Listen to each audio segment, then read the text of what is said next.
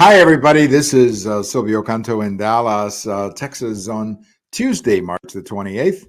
We're running out of days here in the month of March as we're coming down to the last week of March. We're going to talk a little bit today about foreign policy and some of the foreign policy problems that the country is facing at the moment. But just going back to the big story here in the last 24 hours, the shooting at that Christian school in Nashville.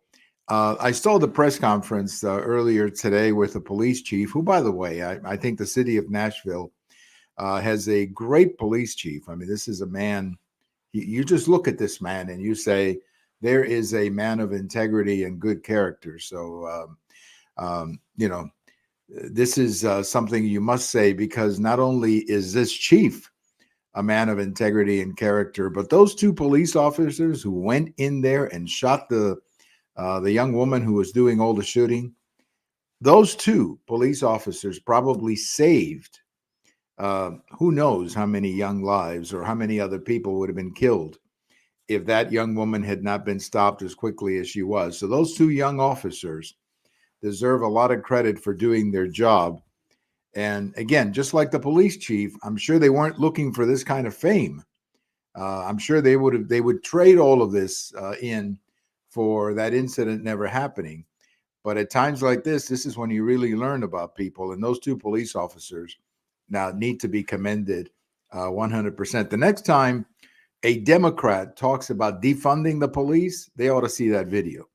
Okay, they ought to see that video of those two police officers risking their lives because they didn't know how many shooters there were. I mean, they thought it was one, but you never know until you actually get inside and start doing your job. So great work by those two police officers in Nashville. But one of the things we learned from the police chief when they did that press conference today, and this is an ongoing story, so I'm sure there's more stuff that will come out. But the police chief did say that the young woman, whatever you want to call her, transgender, whatever you want to call it, uh, the parents, interestingly, call her their daughter. So the parents obviously never accepted the transition to being a man. But this young woman was apparently under some kind of mental care or some type of mental coverage or whatever. I don't know all the details, but the parents were concerned that she had guns and that maybe she had too many guns. And apparently the parents thought that she had given up her guns. Obviously, she had not. And as a consequence, you now have this situation, terrible situation of the shooting. I think that there ought to be an investigation into the person who was giving her the mental care psychiatrist or counselor. And I'm not trying to blame that person, but I think that if you come across somebody that you're providing mental care for, the very least you should have to do is report it or provide the information to a data bank so that at least they know that this young woman should not be buying guns. So that is something we ought to take a look at, the kind of information sharing that we're doing, because that young woman was obviously confused and a very troubled young woman. And that, I think, should have been known by the police. Uh, I know it's easy to say after the fact, but I think that kind of information should have been in the hands of the police. So again, terrible. I saw some photos today of the 9-year-olds who were killed. I mean, it just breaks your heart. There's just no other way to describe it. Well, let's talk a little bit about the world because the things around the world are pretty messy right now. And I think a lot of it has to do with President Biden. It probably began. Well, I think I go back to the very first day that he became president, when he immediately canceled President Trump's Remain in Mexico policy, a policy that was working, by the way, when he began to make all kinds of changes to our energy production policies that were also working. And I think that kind of began everything. And then, of course, Afghanistan, where that sent a signal of weakness. I mean, that was a horrible performance by the president in Afghanistan, and then putting our soldiers in that kind of a terrible situation was absolutely unthinkable. And then you leave all this equipment behind so that I guess somebody can use it. That, I think, sent a picture of weakness, a message of weakness to the world. Obviously, after that, you have Putin going into Ukraine.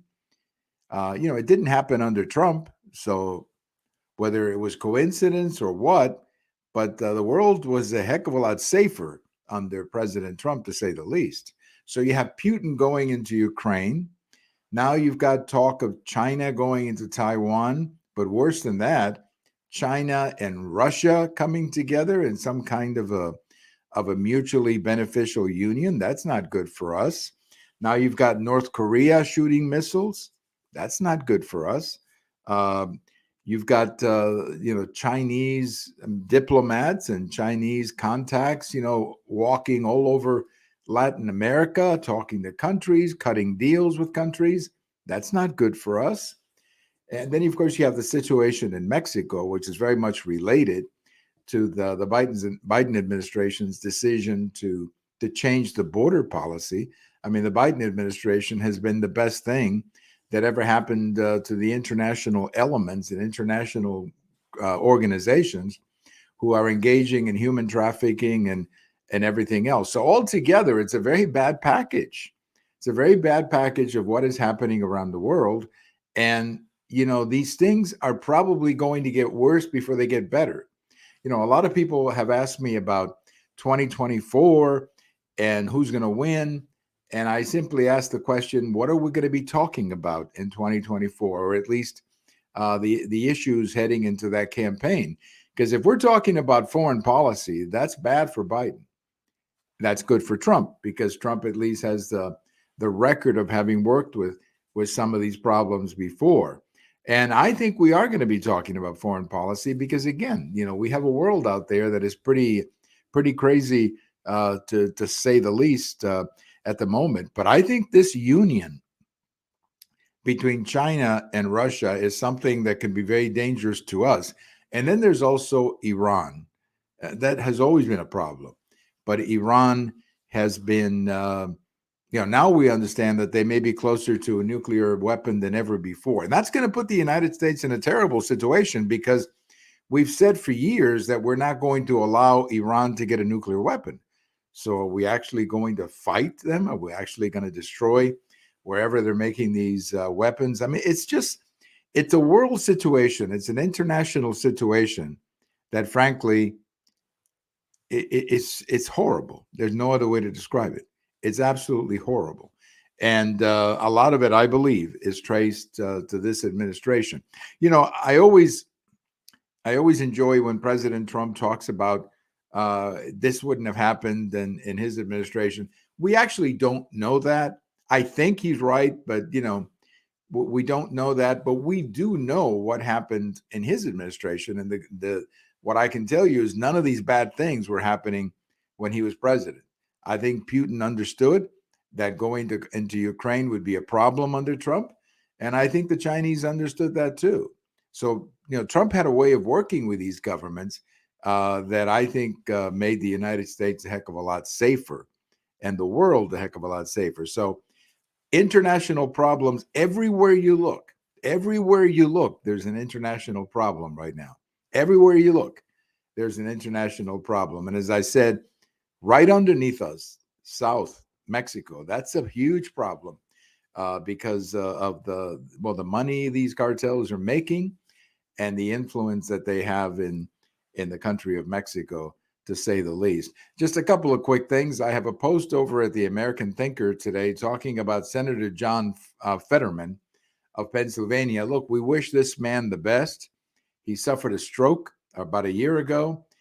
He should have never run for the Senate. He should have stayed home recovering, but he won, and now he's in Washington, and he's in a hospital. He's been in a hospital for most of the time that he's been in the Senate, which is roughly 3 months.